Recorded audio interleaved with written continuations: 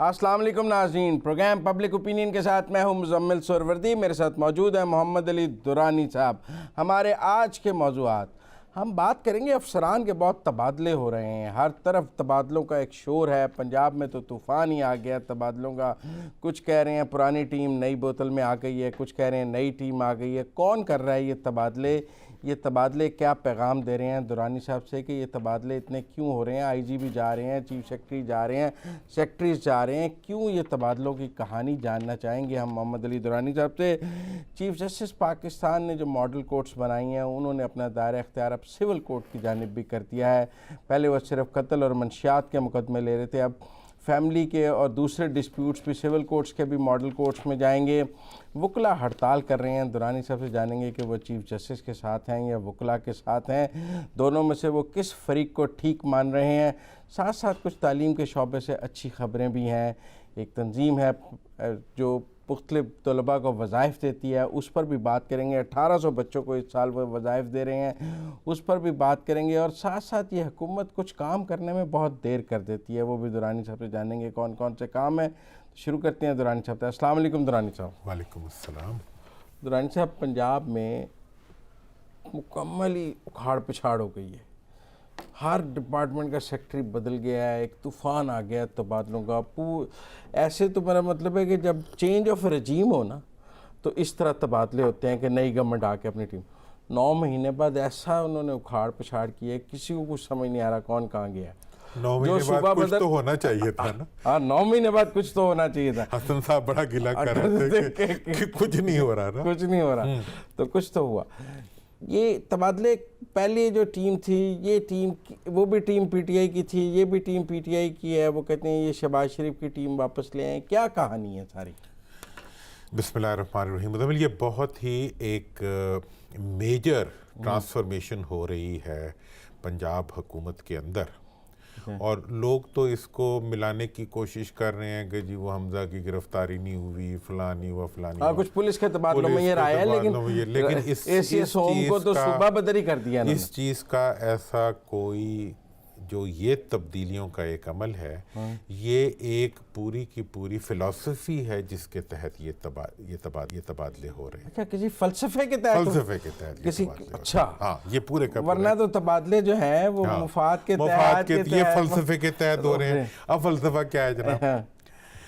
اس وقت جو ٹیم لگی ہوئی تھی یہ وہ ٹیم تھی جو principal secretary to the prime minister Azam Khan sahab نے اور وزیر اعظم صاحب نے یا ان کی ٹیم نے مل کر ان لوگوں پہ مشتمل ٹیم لگائی تھی جو گزشتہ 10 سال میں نون کی حکومتوں میں کسی اہم عہدے پہ نہیں رہے تھے یا پنجاب میں ہی نہیں رہے تھے، ان پہ مشتمل ایک، جو 10 سال رہے تھے ان کو تو صوبہ بدر کر دیا، ان کو تو صوبہ بدر کر دیا، در بدر کر دیا، جو بھی کچھ ہو گیا۔ اور وہ نشانہ یہ تھا کہ جس نے شہباز شریف کے ساتھ کام کیا اس کو مت لگائیں۔ ان میں کچھ لوگ ایسے بھی تھے کہ جنہیں چونکہ ماضی قریب کی حکومت دیکھی ہوئی تھی پی ایم ایل کیو نے، کچھ پوسٹنگز ایسی بھی تھی جو پی ایم ایل کیو کی ریکمنڈیشنز کے اوپر جن کو لگایا گیا۔ وہ ہم بات کر رہے ہیں، آپ کے چودھریوں نے اپنے مدے لگوا دیے۔ ان کا یہ انہی کا قریب ترین حکومت دیکھیں نا، 5 سال پہلے تک، 10 سال پہلے ان کی حکومت تھی۔ اس کے بعد ان کی جو پیپلز پارٹی کے دور میں بھی تھوڑا بہت ان کا، سی ایس ان کے اسپیشل سیکرٹری رہتے، سی ایس ان کے رہے،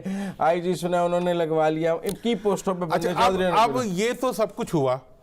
اب جو میں کیوں کہہ رہا ہوں نئی فلسفی کے تحت ہے کہ یہ جب نئی ٹیم آئی، نیا وزیر اعلیٰ آیا تو سب کچھ ہی نیا ہو گیا، تو کام جو تھا وہ رک گیا، اور رکنے کی وجہ سے ہر کام جو تھا وہ ایک نیب کا خوف اور ایک نئے ہونے کا خوف، ایک زمین سے بے خبری، ہاں جی، ایک ایکسیڈنٹ کا خطرہ اور دوسرا سڑک پہ اندھیرا، مطلب سڑک دیکھی سڑک سے آشنائی نہیں تھی، اور دوسرا راستے بھی نہیں پتہ تھے، دوسرا کڑک چمک بھی چل رہی تھی۔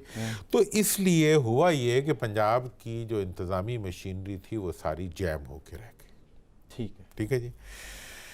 اب جو نیا بنیادی جو تبدیلی کا عنصر آیا ہے وہ کیا ہے؟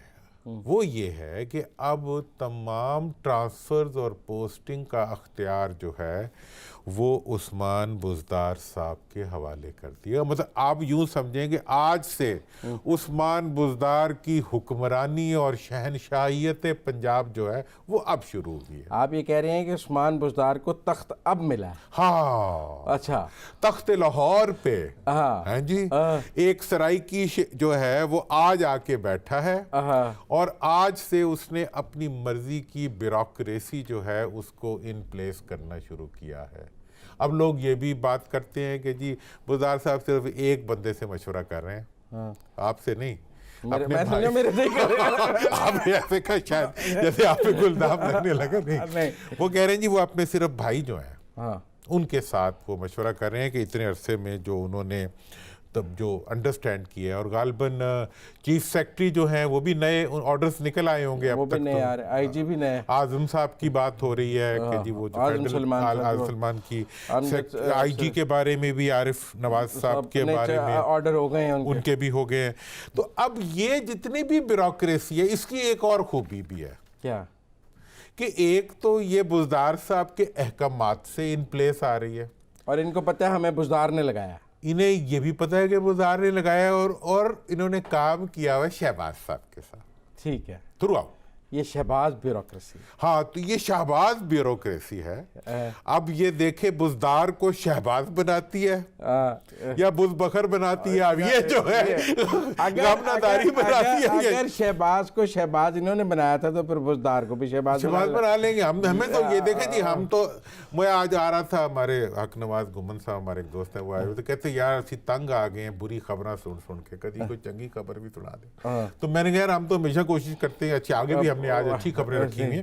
تو بات یہ ہے کہ اس وقت جو تبدیلی آ رہی ہے, جو بزدار حکمرانی کا ایک دور شروع ہوا ہے, اس دور کے اندر شہباز بیوروکریسی کے ساتھ, ٹھیک ہے نا جی, بزدار صاحب جو ہیں وہ کس ماڈل کے اوپر لے کے آگے حکومت کو چلتے ہیں, اس کے لیے انہیں خان صاحب کی ایک پرابلم بڑی پکی ہے کہ وہ ٹائم لائن کے ساتھ جو ہے ٹارگٹ ضرور دیتے ہیں کہ پورے ہون 100 دن میں بہت کچھ کرنا تھا, ہر چیز جو ہے ٹائم لائن. تو انہیں بھی جولائی تک کا غالباً 15 جولائی تک کا انہیں ٹائم دیا گیا کہ اس کے اندر اگر آپ نے رزلٹ نہ دیا, ٹھیک ہے نا جی, تو پھر میرے سے گلہ کوئی نہیں ہوگا.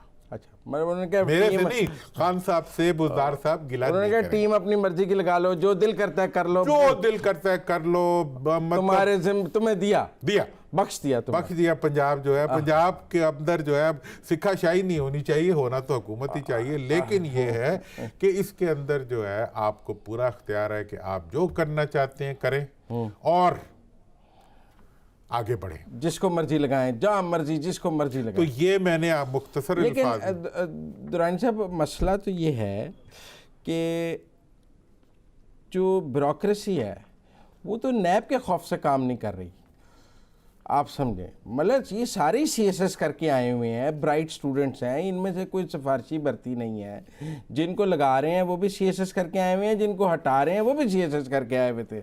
تو وہ تو پھر نہیں کہا قلم نہیں چلے, آپ خود ہی کہتے ہیں قلم چھوڑ ڈال جائے. آپ لوگ جب کوئی ہوتا تھا نا عدالت میں ایک آدھا فیصلہ ہو گیا, آپ کہے او جی بس وہ پچھلے والے واپس آ رہے ہیں. میں ہمیشہ کہتا ہوں تاریخ کا پہیہ جو ہے وہ پیچھے نہیں چلا کرتا, آگے ہی چلا کرتا. وہ پہیے دے تھلے آگے نہیں ہوتے ہی رہن گے. اچھا, لیکن اب یہ ہوا کہ بیوروکریسی کا تو یہ حال ہے کہ وہ کہتے ہیں جی اگر نیب نے کرنی ہے حکومت تو آپ آپریٹنگ پرنسپل چینج کر لیں, آپ خود بن جائیں, منسٹر کو بنا دیں پرنسپل اکاؤنٹنگ آفیسر, اور وہ کر لیں. ہم نے ایسے سائن نہیں کرنے جس کے نتیجے میں نیب آ جائے. تو جناب اس کی بھی خبر لے لیں آپ. اچھا, وہ بھی خبر آپ ہی کے پاس ہے. ہاں, کہ کل جو ہے 11 بجے, یہ میرا خیال ہے فرسٹ ٹائم ہی پاکستان کی ہسٹری میں ہو رہا ہے کہ دربار ہال سیکریٹریٹ میں تمام بیوروکریسی کو, سیکرٹریز کو, اور جو ایڈمنسٹریٹو ہیڈز ہیں ان کو اکٹھا کیا جا رہا ہے, اور چیئرمین نیب جو ہے وہ ان سے خطاب کریں گے. اچھا, ہاں, کل 11 بجے دربار ہال میں بیوروکریسی, میری اطلاعات کے مطابق, ٹھیک ہے, وہ سیکرٹریز نے کنفرم کیا ہمیں بھی یہ بات کہ وہ جو ہے دربار ہال میں دعوت نامے آ گئے ہیں, اور وہ جو ہے چیئرمین نیب جو ہے وہ ان سے خطاب کریں گے. ایک مشاورت یہ بھی چل رہی تھی بڑے سخت سوال جواب ہوں گے پھر تو چیئرمین نیب سے بیوروکریسی تو بہت غصے میں ہوگی وہ تو سوال کرے گی. لیکن اس چیپٹر کو ٹھیک ہے نا جی وہ پرچے سے خارج کر دیا گیا. کس کو؟ سوال جواب. چیئرمین نیب نے کہا مجھ سے سوال نہ کریں. بس یہ فیصلہ ہوا ہے کہ سوال جواب نہیں ہوں گے, چیئرمین نیب خطاب کریں گے اور اس خطاب کے اندر جو مطلوبہ بیوروکریسی کے خدشات اور ان کے جو خیالات اور جذبات اور احساسات اور عدم تحفظ کا جو ایک فیلنگ ہے اس کو ختم کرنے کے لیے جو ہے چیئرمین نیب وہ تمام گفتگو اور بات چیت کریں گے, جس کے بعد بیوروکریسی کو یہ نہیں ہوگا کہ نیب کا, میرا جو آئندہ کے سین میں لگ رہا ہے, مجھے یہ لگ رہا ہے کہ اب نیب جو ہے وہ فوکس کرے گی پولیٹیکلی ایکسپوز پرسنز کی پلنڈر کے اوپر, ٹھیک ہے, ان کی لوٹ مار کے اوپر, اور بیوروکریسی کو فی الحال کام کرنے کا موقع جو ہے وہ دیا جائے گا تاکہ وہ کچھ پرفارم کرے.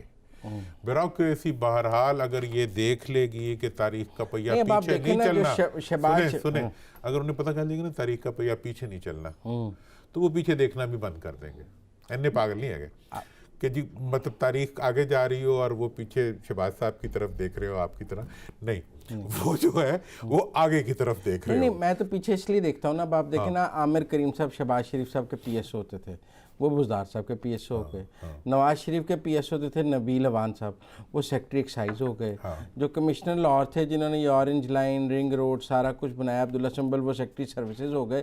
تو وہ جو کچن کیبنٹ اب تھی نا, وہ ہمارے ایک بہت دوست ہیں, ان کا نام آپ لے بھی سکتے ہیں. جب میں چھوٹا سا تھا تو میاں نواز شریف صاحب سی ایم بنے تو وہ ان کے سیکٹری تھے گلگت بلتستان سے, جی ایم سکندر صاحب. جی ایم سکندر صاحب رول ماڈل ہیں وہ بہت سارے بیوروکریٹس کے. اس کے بعد آئے وہ ایک آئیکن حیثیت ہے. ہاں اس کے بعد وہ تشریف لائے ہمارے وہیں صاحب, ان کے وہ پرنسپل سیکرٹری تھے, ٹھیک ہے نا جی. پھر اس کے بعد شہباز صاحب آئے, ان کے وہ سیکرٹری تھے. اس کے بعد پرویز آئے تو وہ تو ان کے پرپیچول, مطلب آج بھی پرویز صاحب ان کی اتنی عزت کرتے ہیں پرویز صاحب کے ساتھ ہی اور وہ بہت اچھی ایک انتہائی مطلب پسندیدہ شخصیت کے, کوئی ان پہ انگلی بھی نہیں اٹھا سکتا کہ انہوں نے کوئی. آپ کہتے ہیں سیکرٹری ٹو سی ایم ویسا ڈھونڈا جا رہا ہے جو جی ایم سکندر ٹائپ لگانا ہے. اچھا ہاں, تو اب مطلب یہ ہے کہ بیوروکریسی میں ایسے رول ماڈلز ہیں جنہوں نے مطلب غریبی میں نام پیدا کیا ہے اور انہوں نے پرپیچولی سروس کی ہے اور سروس دی ہے. تو اس لیے میں دیکھیں میرا تو ایک سافٹ کارنر ہے. نہیں آپ تو حکومت میں رہے ہیں, سیکٹری بدلتے رہے ہیں, آپ کو پتہ ہے. مجھے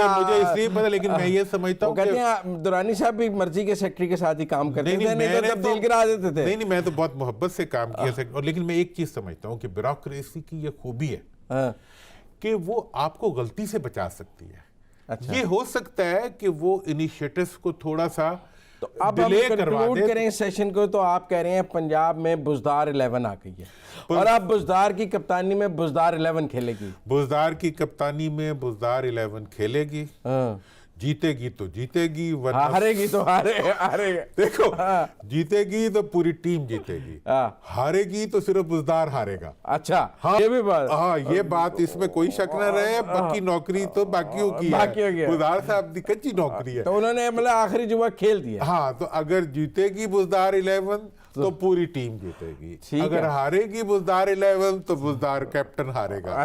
ٹھیک, مجھے بریک لینی ہے, بریک کے بعد واپس آتے ہیں تو ذرا ماڈل کوڈز پہ بات کر لیں. اب پتہ نہیں آپ وکیلوں کے ساتھ ہیں یا چیف جسٹس کے ساتھ ہیں, جانتے ہیں بریک کے بعد.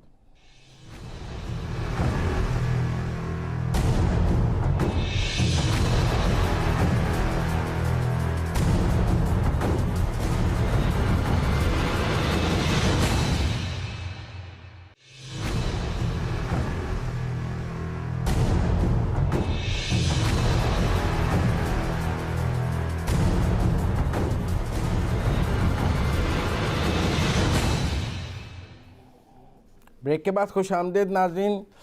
درانی صاحب آج وکلاء نے عدالتوں کا بائیکاٹ کیا پھر پنجاب میں, اسلام آباد میں. انہوں نے کہا ہم ماڈل کورٹس میں پیش نہیں ہوں گے, اور انہوں نے کہا یہ انصاف کا قتل ہے یہ ماڈل کورٹس. اور پنجاب بار نے بھی اور اسلام آباد میں بھی اس کے خلاف باقاعدہ ہڑتال کی ہے. اس کے تو آپ وکلاء کے ساتھ ہیں یا ان ماڈل کورٹس پہ چیف جسٹس کے ساتھ ہیں؟ دیکھیں جی بسم اللہ، میں تو نہ جس کے ساتھ ہوں نہ وکلا کے ساتھ ہوں، میں تو اپنے ساتھ ہوں. اچھا. یعنی کہ میں تو عوام کی بات کرتا ہوں اور عوام کے ساتھ ہوں. اگر عدالت میں سے مجھے فیصلہ ملنا شروع ہو جائے گا تو میں عدالت کے ساتھ ہوں گا. اور اگر میرے فیصلے جو ہیں وہ 10 سال خدا نہ خواستہ قیدی کے مرنے کے بعد فیصلے عدالت میں سے آئیں گے تو پھر تو ہم کس کے ساتھ ہوں گے؟ پھر تو اللہ کے ساتھ ہی ہوتا ہے. اس وقت بندہ چلا گیا ہوتا ہے، مقدمے کا فیصلہ بعد.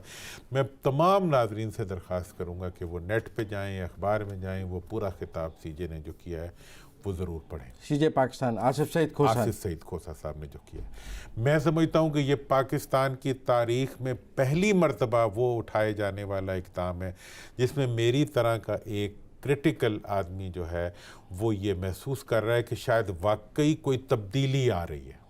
آپ کہہ رہے ہیں عدالتوں میں ویسے تو نہیں آ رہی، عدالت میں ضرور تبدیلی آ رہی ہے. یہ تبدیلی مثبت تبدیلی ہے. اگر چند دنوں کے اندر 4 اضلاع کے قتل اور منشیات کے تمام کیسز ختم ہو جاتے ہیں، اس کا مطلب ہے کہ 80 90 ہزار اور لاکھوں کیسز جو پڑے ہوئے ہیں وہ اس کو پڑے رہنے کا موسم.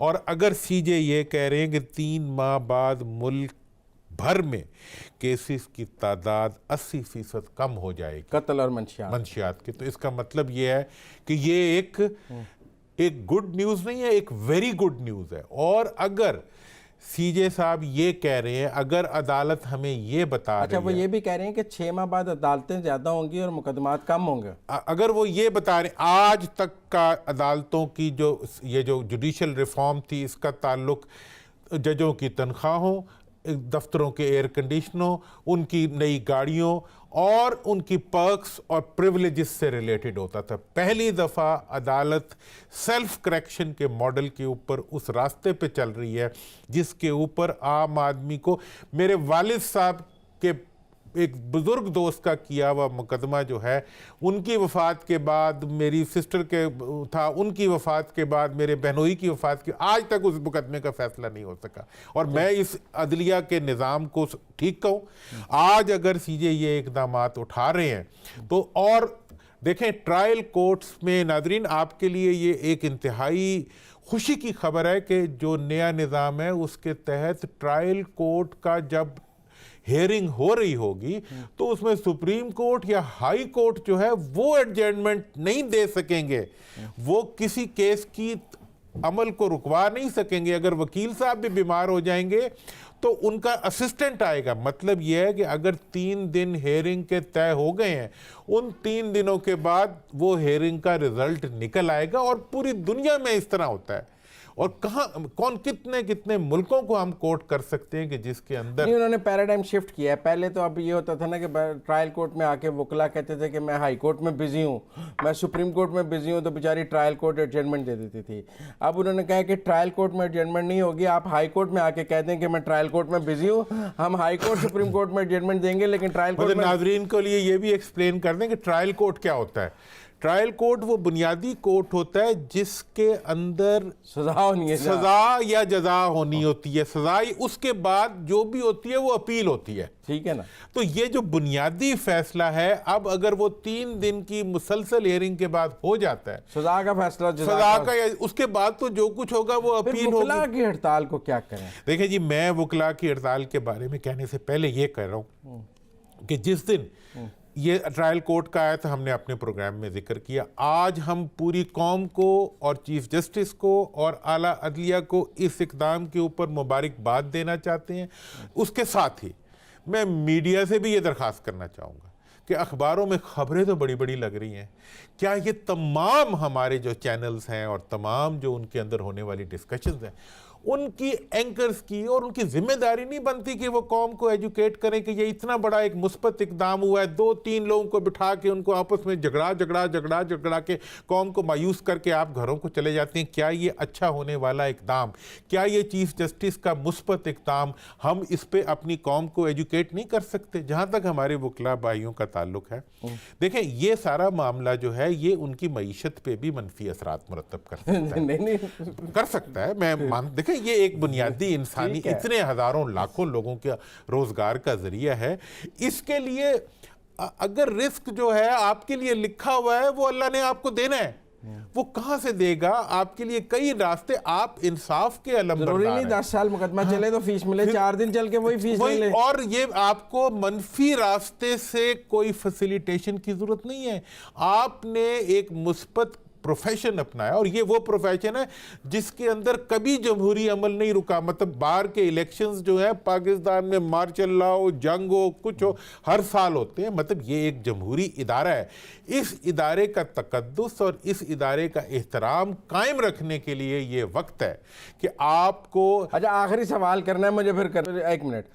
لاسٹ ٹائم بھی آپ نے بات کی نا تو ہمارے ایک ناظرین نے مجھے میسیج کیا، وہ ہمارا فیڈ بیک، انہوں نے کہا درانی صاحب آپ کہیں کہ یہ احتساب کورٹس کو بھی ماڈل کورٹس بنا دیں، وہاں بھی 10-10 سال کرپشن کے مقدمے چلتے ہیں، 4 دن میں فیصلہ کریں کرپشن ہوئی یا نہیں. میرا تو جناب یہ ہے کہ عدلیہ جو ہے پاکستان کی عدلیہ، ٹھیک ہے پاکستان کی ہے، ہمارے جیسے لوگ ہی اس میں بیٹھتے ہیں، برے بھی ہوں گے اچھے بھی ہوں گے، لیکن میں یہ سمجھتا ہوں کہ ہمیں عدلیہ کے اس تجربے کے بعد، ٹھیک ہے نا جی، ایک نئے انیشیٹیوز لینے چاہیے، ماڈل کورٹس کے ماڈل. اور میں نے تو جسٹس صاحب کو بتانا چاہتا تھا، میرا تو مقدمہ پڑا ہوا ہے سپریم کورٹ کے اندر، ماڈل کورٹ میں بھیج دیں. لوٹی ہوئی دولت کو واپس لانے کے لیے انڈیا کے سپریم کورٹ نے $35 بلین واپس منگوا لیے. ہمارے کورٹ نے ابھی تک حکومت کو ایک خط لکھنے کے لیے کچھ نہیں کہا. تو جناب میرا تو اپنا بھی گلہ ہے، لیکن اس کے باوجود میں آج اس ایشو پہ اتنا خوش ہوں کہ میں سمجھتا ہوں کہ شاید ہماری آئندہ نسلیں جو ہیں وہ عدالتوں کے چکر لگانے کے بجائے اپنی زندگی کو بہتر کرنے کے لیے، اپنے مستقبل کے لیے آگے پیچھے جائیں گے. بہت شکریہ درانی صاحب. مجھے بریک لینی ہے، بریک کے بعد واپس آتے ہیں تو اور بھی اچھی خبریں آج میرے پاس پروگرام میں. ملتے ہیں بریک کے بعد.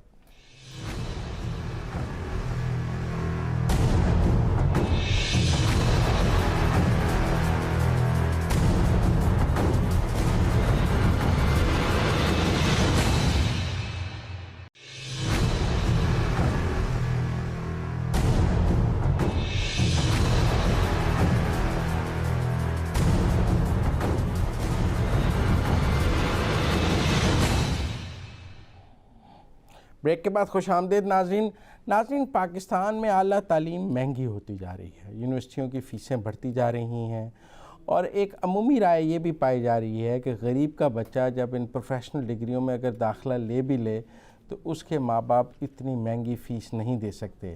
اور پاکستان میں ابھی اسٹوڈنٹ لون کا اور وہ نظام نہیں آیا جو دنیا بھر میں پروفیشنل اور اعلیٰ تعلیم کے لیے بچوں کو جس طرح لون یا قرضے دیے جاتے ہیں. لیکن آج ہمارے ساتھ اسٹوڈیو میں موجود ہیں حفیظ الحق صاحب، جنہوں نے ایک تنظیم بنائی ہوئی ہے پروفیشنل ایجوکیشن فاؤنڈیشن. وہ اس کے فاؤنڈر چیئرمین ہیں.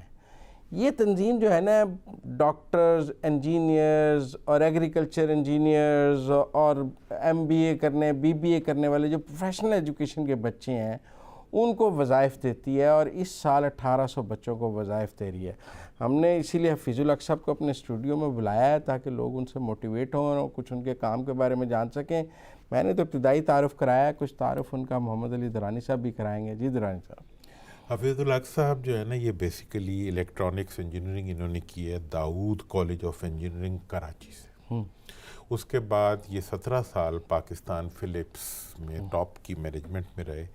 اس کے بعد 16 سال فلپس ہالینڈ میں اور فلپس سلیکان ویلی میں ان کی سیکنڈ ہائیسٹ پوزیشنز پہ چیف اسٹریٹجسٹ کے طور پہ، وائس پریزیڈنٹ کے طور پہ یہ رہے، سینئر وائس پریزیڈنٹ کے طور پہ رہے. اور اس وقت جو ہے ایک انٹرنیشنل اپنی کمپنی چلا رہے ہیں، سکسیس کریشن انٹرنیشنل کے نام پہ اس کمپنی کے. یہ باتیں ساری میں نے اس لیے کہیں کہ پاکستان میں ٹیلنٹ کی کمی نہیں ہے. انہوں نے کبھی کسی باہر کے تعلیمی ادارے میں نہیں پڑھا، پاکستان کے ہی ایک ادارے سے پڑھنے کے بعد پوری دنیا میں. یہ بھی ایک شوکت عزیز ہے. شوکت عزیز صاحب کی بھی مثال ایسی ہے کہ انہوں نے IBA سے MBA کیا، اس کے بعد سٹی بینک کے وہ سب کچھ رہے اور یہ فلپس کے وہاں سب کچھ رہے، لیکن اس کے باوجود دل ان کا پاکستان میں ہی رہ گیا اور پاکستان کے بننے ہوئے انجینئر ڈاکٹروں اور ان کے ساتھ رہ گیا. باقی اب حفیظ صاحب یہاں موجود ہیں. حفیظ صاحب کیا کرائٹیریا ہے؟ مطلب جو بچہ داخلہ لے لے وہ آپ کو اپلائی کر دے ساتھ ہی اسکالرشپ کے لیے، یا آپ نے اس کے لیے کوئی کرائٹیریا بنایا ہے اسکالرشپ دینے کے لیے؟ کیونکہ ویسے تو جو بھی داخلہ لے لے اس کو اسکالرشپ کی ضرورت ہے، لیکن آپ کا کیا کرائٹیریا ہے، کس کو دیتے ہیں اور کس کو نہیں دیتے ہیں؟ دیکھیں، پہلے تو میں آپ کو یہ سمجھانا چاہتا ہوں کہ پروفیشنل کالجز میں انجینئرنگ میڈیسن وغیرہ میں جو انٹیک ریٹ ہے وہ 5% کا ہے. مطلب اگر 100 اپلیکیشنز آتی ہیں تو خالی 5% بچے اس میں سے لیے. میرٹ بہت ہائی ہے. میرٹ بہت ہائی. تو پہلا criteria actually it's not even a criteria, لیکن پری کنڈیشن یہ ہے کہ بچہ جو ہے اپنی میرٹ پہ خود داخلہ لے. ٹھیک ہے. پھر ہم یہ دیکھتے ہیں کہ اس کے نمبر کتنے ہیں ایف ایس سی میں، اور اس کی نیڈ کتنی اسٹرانگ ہے، مطلب وہ کس فائنینشیل بیک گراؤنڈ سے ہے. جتنی لوور فائنینشیل بیک گراؤنڈ سے ہے اتنے ہی اس کے ریٹنگ بڑھ جاتی ہے یہ فیصلہ کرنے میں کہ ہم اس بچے کو دیں یا نہ دیں. ٹھیک ہے. امیر بچوں کو نہیں اور غریب بچوں کو اسکالرشپ دیں. ٹھیک ہے. اور اس طریقے سے جو بچے اس میں ہماری لسٹ میں اس کرائیٹیریا پہ پورے اترتے ہیں ان کو ہم اسکالرشپ دیتے ہیں. مطلب یہ تعلیمی ادارے ہر تعلیمی ادارے میں آپ دیتے ہیں؟ ہم تقریباً 36 یونیورسٹیز ہیں all over Pakistan. Private sector کی نہیں، ہم بھی restrict ourself to the government institutions primarily. Public sector جہاں میرٹ کی، جہاں پہ سب سے زیادہ میرٹ والے بچے obviously سارا ہر کوئی پبلک میں انجینئرنگ ڈاکٹر. صحیح. اصل میں دونوں چیزیں ہیں اس میں. 2 ریزنز ہیں جس کی وجہ سے ہم نے اس کو سلیکٹ کیا. ایک تو یہ ہے کہ یہ جتنی بھی پبلک یونیورسٹیز ہیں ایکچولی ان میں کمپٹیشن پرائیویٹ یونیورسٹیز سے زیادہ ہے بجائے سوائے لمس کے اور آغا خان کے. اس کے علاوہ بچوں کی رائے سن لیں بریک پہ جانے سے پہلے. جو آج جن بچوں کو دورانی صاحب یہ اسکالرشپ دیتے ہیں ان کے بھی میرے پاس کچھ شارٹ ہیں، وہ بھی آپ کو سنوائیں ذرا. بچے کیا کہتے ہیں؟ سنیں جی، بچے کیا کہتے ہیں جن کو اسکالرشپ ملیں. لوگ جو ہمیں شاید ہم سے بات بھی نہیں کرتے تھے، اب آپ وہ کہتے ہیں، وہ خوشی سے بتاتے ہیں یار یہ میرا دوست ہے. مجھے سمجھتے ہیں کہ شاید یہ کامیاب آدمی زندگی میں، وہ آدمی جس کے پیسے نہیں ہوتے تھے کھانے کے، آج الحمدللہ ایک اچھی ارننگ ہے. فاطمہ جناح میڈیکل یونیورسٹی کے نیڈی اسٹوڈنٹس کا سب سے بڑا ڈونر. گھر میں اور کوئی نہیں تھا کمانے والا، تو میری والدہ نے دن رات محنت کی، انہوں نے گھروں میں بھی کام کیا. میں نے جو سیلری ارن کر لی ہے 2 سال میں، وہ پی ایف کی 4 سال کی انویسٹمنٹ سے 7 گنا زیادہ ہے. کامیابی کی داستانیں ہیں جی. یہ 7 گنا زیادہ والا کیا چکر ہے؟ 7 گنا زیادہ. ہاں. دیکھیں، ہم نے اس پروفیشنل ایجوکیشن کو کیوں سلیکٹ کیا. ہمارا جو مشن ہے وہ ہے poverty alleviation through professional education. اور میں یہ سمجھتا ہوں کہ پروفیشنل ایجوکیشن جو ہے it gives the best return on your investment to society. اس میں میرا اپنا تجربہ بھی شامل تھا کہ جب میں نے 4 سال انجینئرنگ کی تو جب میری پہلی تنخواہ 1969 میں 50 روپے پاکٹ منی ملتے ملتے ایک دم 750 روپے ہوئی. ٹھیک ہے. تو مجھے بریک لینی ہے. بریک کے بعد یہیں سے دوبارہ شروع کریں گے. حفیظ صاحب ہمارے ساتھ ہی ہیں دورانی صاحب. بریک لیتے ہیں، بریک کے بعد واپس آتے ہیں تو گفتگو یہیں سے شروع کرتے ہیں.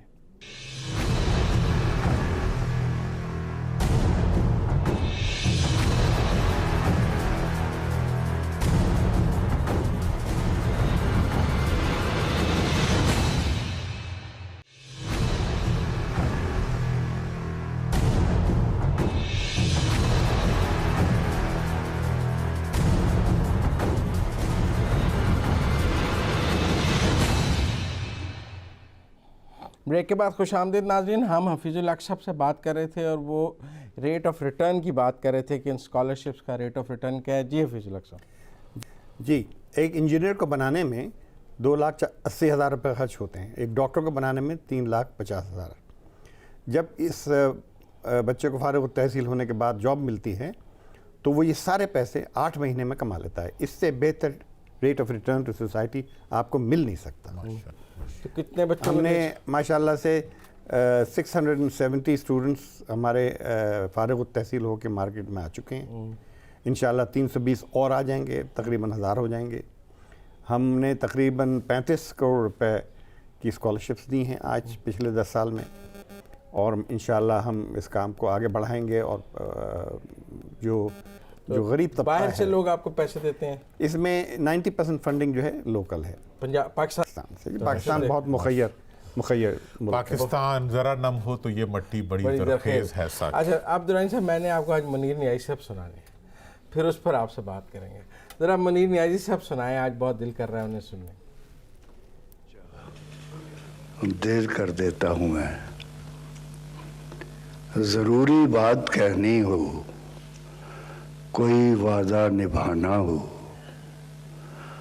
اسے آواز دینی ہو، اسے واپس بلانا ہو، ہمیشہ دیر کر دیتا ہوں میں۔ میری پیاری حکومت بھی دیر ہی کر دیتی ہے درانی صاحب۔ IMF میں جانے میں دیر کر دیتی ہے، لوٹ کا مال واپس لانے میں دیر کر دیتی ہے، 50 لاکھ گھروں کی تعمیر میں دیر کر دیتی ہے، 1 کروڑ نوکریاں دینے میں دیر کر دیتی ہے، احتساب کا شفاف نظام لانے میں دیر کر دیتی ہے، جنوبی پنجاب صوبہ بنانے میں دیر کر دیتی ہے، فاٹا اصلاحات اور فاٹا ترقیاتی پیکج لانے میں دیر کر دیتی ہے، ثانیہ ساہیوال کے متاثرین کو ملنے میں دیر کر دیتی ہے، نقصان پہ چلنے والے قومی اداروں کی بحالی میں دیر کر دیتی ہے، پشاور میں PRTP کی تکمیل میں دیر کر دیتی ہے، کراچی پیکج لانے میں دیر کر دیتی ہے، بلوچستان میں ناراض بلوچوں کو منانے میں دیر کر دیتی ہے، پولیس ریفارمز لانے میں دیر کر دیتی ہے، ٹیکس اصلاحات لانے میں دیر کر دیتی ہے، سیاست کو کرپشن سے پاک کرنے میں دیر کر دیتی ہے۔ کیا کریں پھر، یہ دیر کر دیتی ہے، منیر نیازی صاحب کہتے ہیں وہ دیر کر دیتی ہے، یہ میری پیاری حکومت بھی نے سب کچھ 100 دن میں کرنا تھا اور دیر کر دیتی ہے۔ اور پھر جب ان کے وزیر جاتے ہیں بلوچستان 1 ہفتے بعد، 1 ہفتے بعد، ہاں وہاں کے ہزارہ سے ملنے کے لیے، تو وہاں جا کے کہتے ہیں کہ رفسنجانی سے بات کی تھی پرائم منسٹر، جو بیچارے جو ہے کتنا عرصہ پہلے 2017 میں ان کی ڈیتھ ہو چکی، ہر چیز میں دیر کر دیتے ہیں۔ وزیر اعظم صاحب ابھی تک بلوچستان نہیں گئے، جب ثانیہ ساہیوال والوں سے 6 مہینے بعد ملاقات کی 80 دن بعد، تو میری تو دیکھیں اس میں ایک بات آپ کریڈٹ دیں چیف جسٹس صاحب کو، اور پرائم منسٹر صاحب کو چاہیے کہ وہ فوری طور پہ چیف جسٹس صاحب کو کنسلٹ کریں کہ دیر نہ ہو۔ دیر نہیں ہو، اگر 2 مہینے میں 3-4 اضلاع کے سارے کیسز ختم ہو سکتے ہیں تو پاکستان کے یہ تمام دیر، یہ تو چند ہے ایسے دیر، منیر نیازی صاحب کی پوری نظم بھی اگر چلتی رہے تو ہم دیر ہونے والے واقعات کا ذکر کرتے رہیں تو وہ آتے رہیں گے۔ تو اب قوم جو ہے وہ اس دیر کی وجہ سے غربت، افلاس اور مہنگائی کی چکی میں، وہ جو 72 گھنٹے میں دوائیاں سستی ہونی تھی دوبارہ، وہ بھی نہیں ہو، وہ بھی دیر ہو گئی۔ منیر نیازی صاحب کو سب لوگ ٹیپ کر لیں، گھر میں لگا لیں، بلکہ خان صاحب کو چاہیے کہ وہ اپنے پرائم منسٹر ہاؤس میں اس کو آفیشلی اس کو لگا دیں تاکہ کوئی دیر نہ کرے۔ اب دیر کا عمل شروع ہو چکے، یہ نہ ہو کہ ہم تو مٹ جائیں گے ان کے خبر ہونے تک، اس ملک کے عوام یہ کہتے ہوئے مٹتے جائیں۔ وہ کہتے ہیں مٹ جائے گی مخلوق تو انصاف کرو گے، وہ انصاف جو ہمارے مٹنے کے بعد ہوگا۔ اور یہ بھی میں بتانا چاہتا ہوں کہ جو ظلم ماضی میں اس معاشرے کے ساتھ، اس ملک کے عوام کے ساتھ، اس ملک کو لوٹنے والے اس ملک کے حکمرانوں نے کیا ہے، اگر وہ ظلم آپ روک رہے ہیں تو اگر اس ظلم کو روکنے کے ساتھ میرے شب و روز نہیں بدلیں گے تو کیا فائدہ؟ اگر میرا مستقبل روشن نہیں ہوگا، اگر میرے گھر کا چولہا نہیں جلے گا اور میری گیس کا بل بڑھتا جائے گا تو پھر دیر ہو جائے گی۔ دیر۔ بہت شکریہ آج آپ کا، بہت شکریہ حافظ اللہ۔ ناظرین آپ نے آج کا پروگرام دیکھا، اپنے فیڈ بیک سے ہمیں ضرور آگاہ کیجیے گا۔ کل دوبارہ آپ سے رات 10 بجے ملاقات ہوگی۔ اپنے میزبان مزمل سروردی کو اجازت دیجیے، اللہ حافظ۔